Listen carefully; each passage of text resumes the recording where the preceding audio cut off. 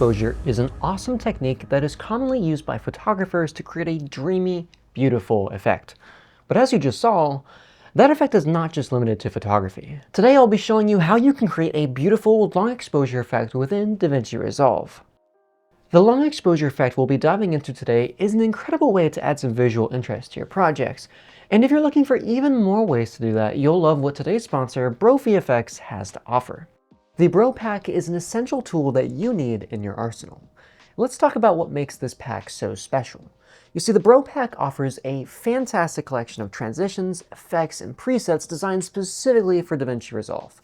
These high-quality transitions ensure that your cuts are smooth and professional, giving your videos a polished and professional look that stands out. Whether you're editing a cinematic masterpiece or a quick social media post, the Bro Pack has you covered. And it works for both the free and studio versions of DaVinci Resolve. So whichever one you have, you're covered. One of the standout features is the customizable effects. And you can add stunning visual enhancements to your footage with ease with these effects. Each effect is fully customizable, allowing you to tweak and adjust it until it perfectly fits your project's needs. This flexibility means you can maintain your unique visual style while benefiting from professionally crafted effects. Another feature that I love about the Bro Pack is that it has this drag and drop ease of use, which means you won't have to be a tech wizard or anything to make your videos look amazing. You simply drag and drop the effects and transitions onto your timeline and you're just good to go. It's that simple. But that's not all.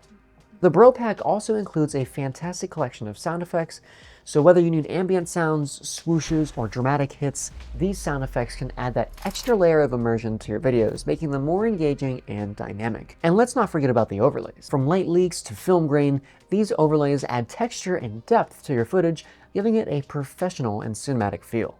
I've personally been using the Bro Pack for my recent projects, and it has saved me so much time while giving my videos that extra polish. The combination of ease of use, high quality content, and regular updates makes it a no-brainer for any serious video editor, and the great thing is it is a one-time purchase, and that means that there are no subscriptions, no limits, no restrictions on projects, and that goes for both personal and commercial use. So if you want to take your editing to the next level, you should check out the Bro Pack by Bro VFX. Take a look at the link in the description below and use code Rocco30 to get 30% off today and elevate your editing game. Alright, so I'm here in DaVinci Resolve now, and I'm about to show you how to create this beautiful long exposure effect. But before I show you how to do it, I should probably tell you how to film it, because part of the process is actually getting the clip, and I'm going to go and say up front that it's easiest to just do it on a tripod. In the same way that you would, take a long exposure photo, you'd want to do the same for a long exposure video. As soon as you start adding motion into a shot like this, and you're trying to do the effect, it just becomes way too complicated. So for simplicity's sake, this effect really is going to work the best on shots that are on a tripod, locked off, no movement at all whatsoever. If you're filming a waterfall, like in the case of this clip right here, it's best to film for about 30 to 45 seconds, maybe even upwards of a minute. That way you have enough frames to work with. Because for me, I like to go in afterwards and make the effect fade on and fade off. So you want to have enough room for it to just roll so you can have frames to blend together, because that's really what this effect is going to be doing. It's going to blend a bunch of frames together to create the illusion of long exposure. You want to film in the frame rate you're going to deliver in. So let's just say you're shooting 24 frames per second for delivery.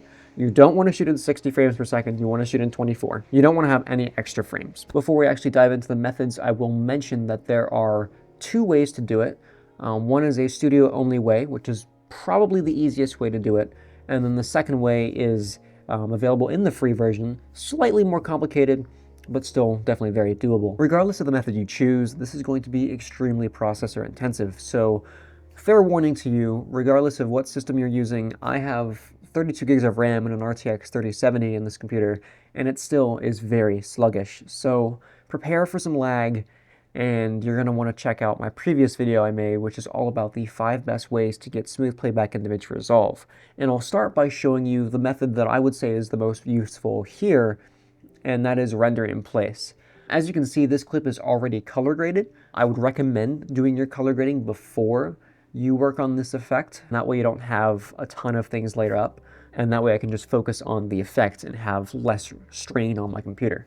So to do render in place, you can simply right-click on the clip you have selected and go up to Render in Place. And then it's going to ask you what format, codec, and type you want to set it as. For me, since I'm on Windows, I have DNxHR, and I'm going to do DNxHR HQX 10-bit. That's because this is 10-bit footage. It's been color graded, so it's into Rec 709 now, but I just want to have that extra data just in case I want to play with it some more. And by default, the include video effects, include fusion composition, and include color grading effects are on there. But the bottom option is not always chosen, and that's render at source resolution. I would highly recommend turning that on, especially if you're working with a lower resolution timeline. Say you're working at 1080p, even though your footage was shot at 4K. If you're going to deliver in 4K later, you're just working in 1080p right now, you're still going to want to render at source resolution so that you can get the highest level of detail possible. Once you have all those settings figured out, you'll just click render. It'll ask you where you want to save the file, and then it'll render your media in place. I've actually already rendered the clip in place for the sake of time, so I'm going to drag that in and go over here. If you want to revert back to the original clip at any time, you can right-click and go to Revert to Original. Regardless, get your clip rendered in place, and now it's time to make the long exposure effect. Both methods that we'll be talking about today are going to be done in Fusion, but first I'll cover the studio version since that is the easiest and most common way of doing it. So what you'll do is you'll select your clip and you'll go to the Fusion tab. If you've never used Fusion before, it is node-based just like the color tab. Essentially you have your media in and then your media out. Any effects you're going to want to do are going to go in between your media in and media out. I have a right side grid workflow here because I just prefer to do it that way. I think by default, Fusion puts the grid at the very bottom. You can change that up in your workspace settings under layout presets and Fusion presets if you want to. I just find that this works really good for what I'm doing. So I'm going to go in here and just line it up. I'm going to make sure they're lined up to grid since it's just a little bit more clean. I'm going to do Shift and Space on my computer to open up the toolbox. And this is where you can find any effect in Fusion. The effect we're looking for here, which is studio only, is motion trails. So you'll type in motion trails and it's right there. I'm going to select that one and click enter to add it. And now that's in there on the footage. Right away, we're not seeing any changes to the footage. And that's because we're on the first frame. And the way this effect works is it's basically blending a bunch of frames together and it doesn't have any frames to blend yet. So if I go ahead like 80 frames, you'll see we've got something right there. But you'll notice it doesn't look super polished. You can kind of see it's where the blending is happening. So, you know, how do we change that? When you go to play it back, it's not going to be as noticeable, but you can make it look better. But be warned, it can be very taxing on your computer. But to do that, you go up to where it says trail length and you increase that all the way to 10. And you see that's not quite enough. It looks a little bit better, but you can actually go in there and type a number higher than 10. I'm going to type in 50 and click enter. I can hear my computer starting to whir up. There you go. It's loaded in, and that's a lot smoother. And to some extent, you can kind of still see the overlapping of the frames, but when you're playing it back, it's not as noticeable.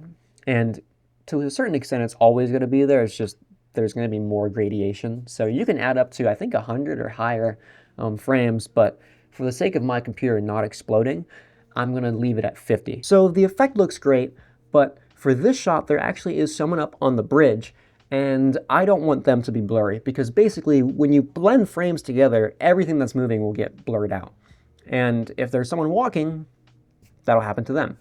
So the way to alleviate that is to mask the effect to only appear where you want it to. The way to do this is you have your motion trails effect, and you're going to zoom out to see the whole picture of the frame.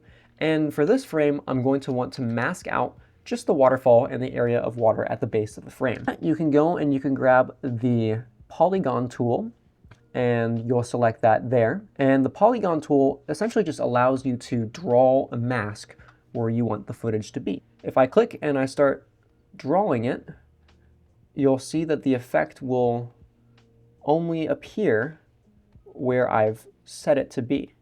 And that'll happen as soon as I connect the mask up. And there you go. It's only happening there, and our subject at the top of the frame is nice and sharp. And I would recommend going up to the soft edge and just increasing that ever so slightly, just to blend the edges in a little bit. We got from this to that. So that's pretty cool. I would actually also recommend rendering it in place one more time, because if I go to play this back, it doesn't. It doesn't want to do it. So that's why I would recommend rendering in place an additional time. because you're not going to get any smooth playback with that within your editing software. I don't care what kind of computer you have, unless you have like a NASA computer. But if you have a NASA computer, I want to know where I can get one myself, because it's kind of useful. But yeah, that's the studio version effect, and I think it looks really good. Obviously, you can add more frames to make it look even more polished. That's going to depend on the power of your computer. I think it looks great, and it's time to take a look at the free version effect. So this second method is available for those who are in the free version and wanted to get the same effect. And like I mentioned for the last version, it's going to be very intensive on your computer. So be ready. We're going to go into Fusion on the clip. I've already done the render in place for this one as well. I'm going to assume you looked at the first part of the video. Just make sure you have your clip rendered in place with all your color grade before you go and do this. And the premise for this alternate version of the effect is basically the same as the studio version. We're going to add the effect and then mask it in. But adding this effect and masking it is going to be slightly different, but I'll get there. First, you'll want to add the effect by doing Shift Space, and you'll type in frame average. It will be the first thing that comes up, and you can click enter to add that. Just like the motion trails effect, it is going to take other frames and average them. Right now it's not doing anything though, because we're on the first frame and the frames option is set to 0. So I'm in about 100 frames, and now I'm going to type in on this box 30. And I'll give it a second to load because it's got to pull 30 frames from before, and there you go. It looks really good and basically indistinguishable from the studio version effect that we did. This one actually technically gives you more control. You have the ability to choose which direction you're pulling frames from. In the case of like a waterfall long exposure, you're going to want to pull frames from before, not after. But if for whatever reason you wanted to pull frames from after, you can go up here to the top right and click forward. Or you can actually do both, which kind of blends the two. So that is the core of the free version effect. But like the studio version, you also need to mask it because it's being applied to the entire frame. And if you have other objects or people moving in the frame, like we do in this clip, you need to separate them from the rest of the frame. So what I'm actually going to do here is take the input of the media 1 and merge it onto itself. You want to change the input of the frame average to go from the yellow background output to the green foreground output. And we'll plug the media in 1 back to the merge. That way the frame averaging, which is the long exposure effect, is being put on top of the original clip. And the reason I have to do this is because you can't apply a mask directly to a frame average node. I'm not sure why, but this is the easy workaround. So now what we'll do is apply a mask to the merge node. To mask it, make sure you have the merge node selected, and then go up and toggle your polygon. Once the polygon is connected up, you can just draw your mask, just like we did last time. And once it's connected up, you'll see the long exposure effect apply to the frame. There you go. So now we've just doing that one mask. We've brought our subject back and applied the long exposure effect selectively to the one part of the frame. And that's how you do it for the free version. So they're both pretty simple. The free version just has a few more steps, but honestly, I think the free version effect, I'm actually getting to play back, so that's pretty good. That seems to be a little bit easier on the system, but in this case, I do have it set to 30 frames instead of 50. You could up that, I think, all the way to 100 or beyond. So if you're not getting the results you want, you can just put in more frames. So yeah, that's the effect. It's pretty simple, and it looks great. Like I mentioned with the studio version effect, I would still recommend rendering this in place after the fact. You can hear my computer going absolutely crazy right now because it's so intense. But what I like to do is I like to have it so the effect is kind of blending in and blending out. And all you have to do is take the clip and duplicate itself, and you'll want to make sure the bottom clip doesn't have any of the effect on it.